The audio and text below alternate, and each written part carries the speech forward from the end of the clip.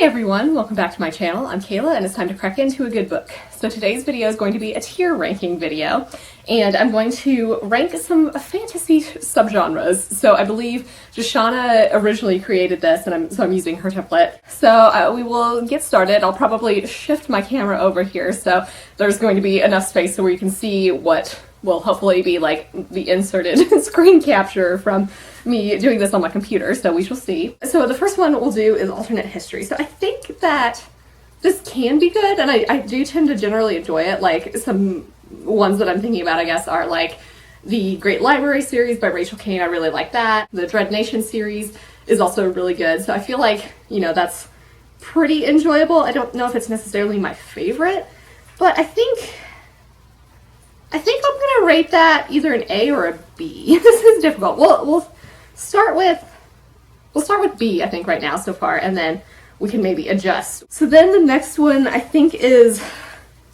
trying to like bring my laptop up, I think it's anthropomorphic fantasy. So I'm assuming that's supposed to be like Redwall, and I did read Redwall a little bit back in the day, but it was never really my favorite. I mean, it's not like bad, it's just not something that I tend to pick up, I think. And I'm trying to even think of other ones. Like, I know The Hollow Kingdom, I'm blanking on the author's name right now, but that follows like a crow, and I haven't read that yet, but it's supposed to be pretty funny, and that deals with like, it's like an urban fantasy that deals with, or urban fantasy, I guess, slash horror that deals with a zombie outbreak.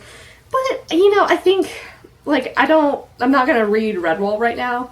I think mostly just because it's something that I feel like I've outgrown at this point, but, you know, it's not like I'm opposed to it. I think I'm gonna write that C. So the next one is Arthurian fantasy. So I love this stuff, and you know, generally I think retellings are really interesting, and the King Arthur myth and just like stuff that deals with that, you know, like Merlin and everything is very interesting to me. You know, like growing up I read the Merlin series by T.A. Barron and I really liked that. So I feel like this is a higher ranking for me. So I'm actually gonna rank this, I think this is gonna be an A for me.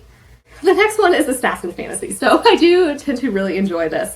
And, you know, I think this is one of those things that kind of varies. Like, you know, like the Storm of Glass series by Sarah J. Maas. I read that first one. Well, technically I listened to it on audiobook and, you know, maybe that was a mistake. But, you know, I feel like in that particular one, we were just like told how awesome the main character is as an assassin. And I just like, it was more telling than showing and I didn't really believe it. So that was like a not so great version of that. But in general, I do tend to enjoy assassin fantasy. So I think this is going to be either an A or a B, I think. This is a tough one. I think I'm going to rate that A. The next one is coming of age fantasy. So I feel like this is a very classic trope. And I generally enjoy this. And, you know, especially if there's like some sort of magic school or anything like that that's involved. I think also an A or B. I think I'm going to do this as a B. You know, I feel like that can be well done, but it can also be just like overused, I think, and that's like a very common fantasy trope. So I feel pretty satisfied with ranking that as a B. The next one we have is Dying Earth fantasy. So I'll be honest, this is not my favorite. I guess I enjoy some dystopian type books, or like, I more prefer it in sci-fi novels where there's like, you know, Earth is becoming uninhabitable and there's like space exploration. But in terms of Dying Earth fantasy, I feel like I can't really think of all that many. And I don't feel like this is something I really tend to enjoy. I think I'm actually going to rate this a D. So then the next one is erotic fantasy. So I saw this and was really unsure if that's supposed to be like paranormal romance. Because if so, I do read a good amount of paranormal romance, and I was like, you know, that could be reasonable, but I don't know if erotic fantasy is supposed to be something different, but fantasy with smut of some sort, I'm sure. I often, you know, with these like recommendations videos, I have urban fantasy and paranormal romance that I've kind of like combined together, because in a lot of ways, I think they're very similar. You know, just like taking place in our world or whatever, and there's a lot of similar things, but, you know, paranormal romance tends to have more smut in them, and this can be good or bad. Like, I've definitely read, you know, like the Psy-Changeling, I think series is definitely paranormal romance. Some of the Ilona Andrews series may be classified more paranormal romance, like the Hidden Legacy one, certainly. And I do like those a lot, but I also think that some paranormal romance can be really repetitive, and you know, it's often a lot like kind of this Psy-Changeling series where it's like you follow a different couple each time, and that can be good or bad, you know, depending on how much you enjoy those characters. So, I don't know. Assuming that erotic fantasy means paranormal romance, I might actually rate this an A. I do like that a lot. So, but, I don't know. Yeah, we're gonna do it. We'll rate that an A. What does this say? Oh, fairy tale fantasy. Yes.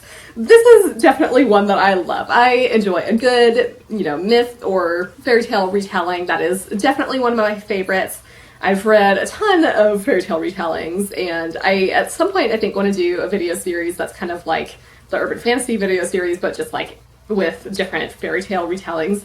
So I think that'd be a lot of fun. So this is definitely one I love, and I'm going to rate this. This is going to be an S tier for me. Love that stuff. Futuristic fantasy. Can be good, can also be bad. I can't even think of an example of futuristic fantasy. Because I feel like a lot of like futuristic stuff gets into more sci-fi. I don't know. I might just rate that a C because I can't think of anything off the top of my head for that. So we'll move on. So then the next one is like magical realism / fabulism. So this is interesting because I feel like a lot of this can be very similar to urban fantasy, but it has, like, it's very slightly different. Now, I really am not a fan of this at all. And I think this stems from the fact that I had to read 100 Years of Solitude in high school, and we analyzed it to death, so, like, I'm so sick of that. Or, like, it was just exhausting doing that over and over and just like analyzing it to death. So I feel like that kind of soured my experience a lot. I did read La Casa de los Espiritus in high school for Spanish, and that's like the House of the Spirits by Isabel Allende. And I actually did like that one, and I feel like the magical realism comes a lot more with like some like Mexican or generally like South American authors. And yeah, I did like that one more, but I think this is just not my favorite. I'm gonna have to rate this a D tier, guys. I just can't do it. All right, the next one is military fantasy. I do enjoy this a lot, and yeah, briefly. I was looking at the other ones. So, you know, I feel like the Powder Mage series is a really great example of this, and that's like Flintlock fantasy. So, and I really love that series. I don't know if it's necessarily a favorite because I've read some, you know, that I haven't enjoyed. I mean, like, that could be said about any of these, right? Like, I've read some that I've really enjoyed in these genres and some that I haven't. But I think that this is generally, like, a strong subgenre, so we'll go ahead and rank that an A tier, I think. The next one is myth fantasy, and so, like I said, kind of with the fairy tale fantasy, love this stuff. I love myths and legends and fairy tales, and, you know, recently I talked about The Song of Achilles and Circe, I guess, kind of briefly, by Madeline Miller. That's kind of retelling things from Greek myth, and I do just really enjoy this, and I feel like a lot of books that I've read deal more with Greek myth. I've read some, I guess, that have more like Norse mythology in there, but I'm trying to think if I've read some with like Egyptian mythology. I feel like probably, but this is definitely like a very strong one for me, so I'm gonna rate this an S tier. All right, the next one is paranormal fantasy. So again, I'm not exactly sure what the difference here is between this erotic fantasy and paranormal fantasy. Like, does paranormal fantasy, is that more paranormal romance, or is that something different? I don't know. Maybe I should bump down erotic fantasy into B genre or B tier, and then do paranormal fantasy in A tier. So I don't know. Again, I'm not really sure what the difference is, but I do love a good paranormal, you know, romance, or just like in general something with like ghosts or other creepy things. That tends to work quite well for me, and I feel like a lot of it is set in our world, which is also appealing to me. So I think we'll stick with that rating. Changing that one, or rating that an A, and then changing erotic fantasy to a B, because, like, again, not sure exactly what that is supposed to entail. The next one is political fantasy. So this can be very hit or miss for me. Like, I do enjoy some politics in my books and like schemes and everything, but I've also read some that I really didn't enjoy. Like, I think whatever the Traitor, is it the Traitor Bear Cormorant?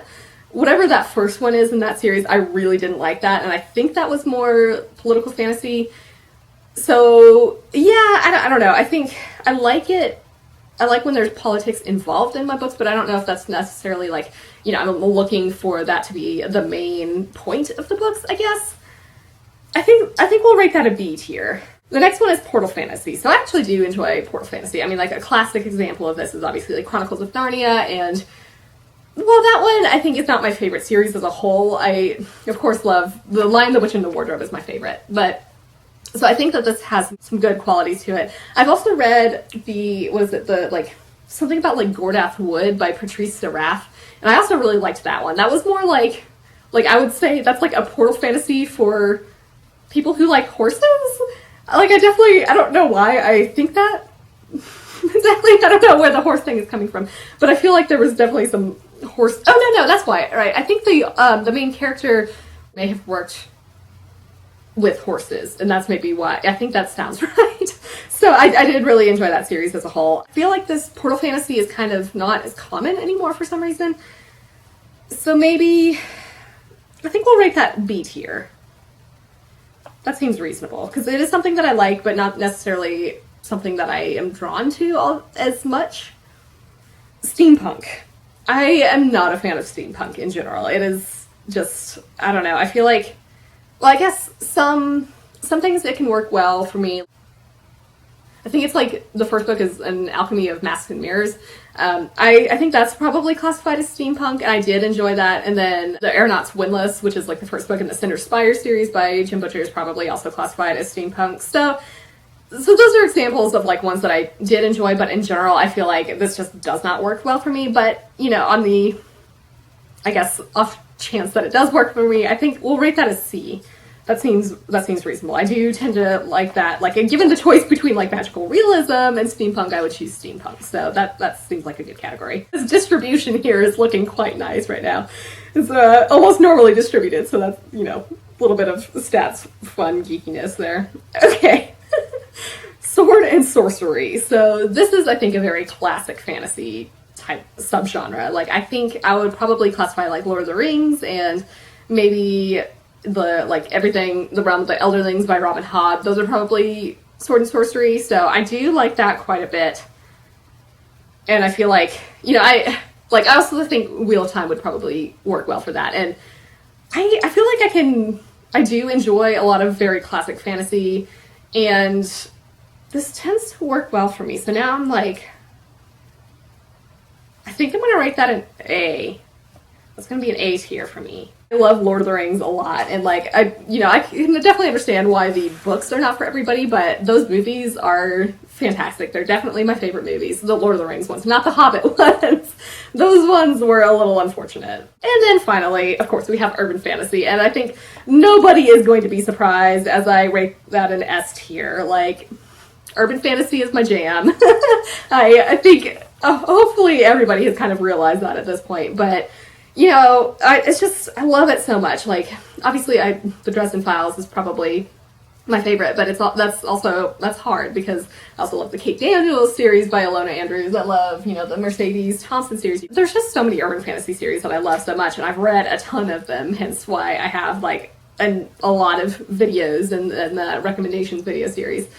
But I think, you know, I feel like urban fantasy is a really great intro to fantasy. Like, I think just like if someone hasn't read it before, I think it's much easier to read something that's set in our world and you have like magic and stuff that is introduced in there. In addition, I don't think you necessarily have to be like a newbie or anything to enjoy urban fantasy. Like, clearly I'm still reading urban fantasy and really enjoy it, and I've read a ton of fantasy. So I think that this has a lot to offer for a lot of people, and you know, I think no one should be surprised that that is my go-to genre. Our distribution here has shifted a little bit, so it's a little bit skewed, but I still think that this is pretty normally distributed.